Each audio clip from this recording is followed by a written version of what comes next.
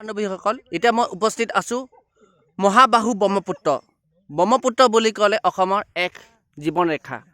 এই নদীখনৰ লৈ বহুতো সভ্যতা বহুতো সংস্কৃতি বহুতো জীৱনৰ বা অসমৰ ভৱিষ্যতলৈ এই নদীখন বিশ্ববিখ্যাত। এই নদীখন চীনত মানস সৰোবৰৰ পৰা আৰম্ভ কৰি অৰুণাচলৰ চিম্পু বা চিয়াং নদী হৈ লোহিত নাম হৈ অসমত প্ৰৱেশ কৰিছে। এই ব্ৰহ্মপুত্ৰখনে হৈছে মিলনভূমি, কিয়নো এই ব্ৰহ্মপুত্ৰখনৰ লগতে অসমৰ সভ্যতা, অসমৰ সংস্কৃতি, অসমীয়া জাতীয় জীৱনৰেখা বুলি কোৱা হয়। আৰু ব্ৰহ্মপুত্ৰ শব্দটোৰ অৰ্থ হৈছে ব্ৰহ্মা মানে পুৰুষ বুলি কোৱা হয়। এই ব্ৰহ্মপুত্ৰ নদীখন দৈৰ্ঘ্য কিলোমিটাৰ হৈছে 2900 আৰু এই ব্ৰহ্মপুত্ৰখন কিয়নো বিশ্ববিখ্যাত, লগতে এছিয়াৰ ভিতৰত আটাইতকৈ দীঘল নদী, কিয়নো এই ব্ৰহ্মপুত্ৰখন প্ৰৱেশ কৰা প্ৰধান দেশকেইখনে হৈছে চীন, ভাৰত আৰু অসমৰ হৈ বাংলাদেশত প্ৰৱেশ কৰিছে। এই ব্ৰহ্মপুত্ৰখন এক সৌন্দৰ্য তথা দেশ বিদেশলৈ এক মিলনভূমি তথা দেশ বিদেশী এক স্থানলৈ পৰিণত কৰিছে। মহাবাহু ব্ৰহ্মপুত্ৰতে আছে অসমৰ তথা বিশ্ববিখ্যাত নদীদ্বীপ মাজুলী। ব্ৰহ্মপুত্ৰতে আছে পৃথিৱীৰ ক্ষুদ্ৰতম নদীদ্বীপ উমানন্দ। ব্ৰহ্মপুত্ৰত মুঠ দলং আছে 5খন। সেই দলংকেইখনে হৈছে 1965 চনত শুভ আৰম্ভ হৈছিল শৰাইঘাট দলং। দ্বিতীয় দলংখনৰ নাম হৈছে কলীয়া ভোমোৰা সেতু। তৃতীয়খন দলংখনৰ নাম আছে নৰনাৰায়ণ সেতু। চতুৰ্থখন দলং হৈছে 2018 চনত 25 ডিচেম্বৰ তাৰিখে ৰাতিপুৱা 11:25 বগীবিল দলং। আৰু পঞ্চমখন দলঙে হৈছে শদিয়া, যোনখন ডক্টৰ ভূপেন হাজৰিকা দলং বুলি কোৱা হয়। আৰু এই ব্ৰহ্মপুত্ৰ নদীখনত বহুতো খনিজ সম্পদ তথা মূল্যৱান সম্পদ পোৱা যায়। এই ব্ৰহ্মপুত্ৰ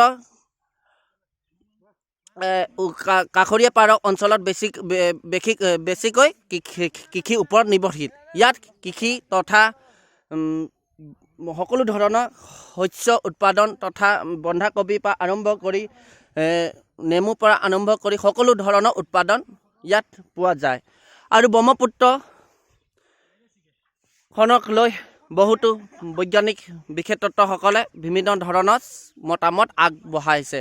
আৰু ব্ৰহ্মপুত্ৰখন এক জীৱন ৰেখা বুলি কোৱা হয়, কিয়নো ব্ৰহ্মপুত্ৰলৈ বহুতো দেশ বিদেশৰ পৰা আৰু বহুতো পৰ্যটক আহে। তেওঁলোকে ব্ৰহ্মপুত্ৰখনলৈ সৌন্দৰ্য, আৰু এয়া দেখিছে আপোনালোকে এতিয়া মই আবেলি সময় হৈছে, কি সুন্দৰ, কি মনোৰঞ্জন দৃশ্য, কি মনোমোহা প্ৰাকৃতিক সৌন্দৰ্য। এই হৈছে মহাবাহু ব্ৰহ্মপুত্ৰ মহামিলন তীৰ্থ। এই গানটো ডক্টৰ ভূপেন হাজৰিকাই কৈছিল। আৰু মহাবাহু ব্ৰহ্মপুত্ৰলৈ ডক্টৰ ভূপেন হাজৰিকাই বহুতো গান তথা ৰাজ্যৰ আগত দাঙি ধৰিছিল, ৰাজ্যৰ আগত মানে দিছে, কিয়নো এই ব্ৰহ্মপুত্ৰ পাৰত থকা অৱস্থিত চহৰকেইখনে হৈছে উজনি অসমৰ ডিব্ৰুগড় আৰু নামনি অসমৰ নগাঁও, তেজপুৰ, গুৱাহাটী, তাৰপিছত এফালে ধুবুৰী কোৱা হয়। আৰু ব্ৰহ্মপুত্ৰখনে আৰু সৌন্দৰ্য কঢ়িয়াই আনক এই বুলি কৈ আপোনালোকৰ আগত ক'লোঁ। এয়া হৈছে মহাবাহু ব্ৰহ্মপুত্ৰ। মই আকৌ কৈছোঁ, ব্ৰহ্মপুত্ৰখনে হৈছে মানস সৰোবৰৰ পৰা আৰম্ভ কৰি অৰুণাচল প্ৰদেশৰ চিয়াং নদী হৈ তথা লোহিত নদী হৈ অসমত প্ৰৱেশ কৰিছে। এই ব্ৰহ্মপুত্ৰখনৰ দৈৰ্ঘ্য কিলোমিটাৰ হৈছে 2900, মানে 29,000 কিলোমিটাৰ বুলি বিজ্ঞানিকসকলে বিশিষ্টসকলে মতামত আগবঢ়াইছে। আৰু ব্ৰহ্মপুত্ৰখনৰ দেখিছে চাপৰিসমূহ, কি সৌন্দৰ্য, কি মনোমোহা, কি মনোৰঞ্জন দৃশ্য। আৰু এই ব্ৰহ্মপুত্ৰখনে কেতিয়াবা আমাৰ কাৰণে সুখবৰ লৈ আনে, কেতিয়াবা ভয়ানক বানপানী কঢ়িয়ায়। ব্ৰহ্মপুত্ৰৰ সুবিধাসমূহ হৈছে, 1 নম্বৰ, ব্ৰহ্মপুত্ৰখনৰ কাৰণে মাছমৰীয়াসকলে মৎস্য উৎপাদন কৰাৰ ক্ষেত্ৰত বিশেষ স্থান লাভ কৰিব পাৰিছে। ব্ৰহ্মপুত্ৰলৈ দেশ বিদেশৰ পৰ্যটক আকৰ্ষণ বৃদ্ধি হৈছে। ব্ৰহ্মপুত্ৰখনে হৈছে অসমৰ এক প্ৰাণ কেন্দ্ৰ তথা এই ব্ৰহ্মপুত্ৰখনৰ পৰ্যটক কাৰণে এক বিশেষ স্থান লাভ কৰিব সক্ষম হৈছে। আমাৰ এইখনে হৈছে ব্ৰহ্মপুত্ৰ, যিখন পৃথিৱী বিশ্ববিখ্যাত, লগতে বিশ্ববিখ্যাত, লগতে পৃথিৱীৰ বৃহত্তম নদীদ্বীপ মাজুলী, পৃথিৱীৰ ক্ষুদ্ৰতম নদীদ্বীপ উমানন্দ আৰু বিশ্ব ঐতিহ্য ক্ষেত্ৰ কাজিৰঙা এই মহাবাহু ব্ৰহ্মপুত্ৰ পাৰতে অৱস্থিত।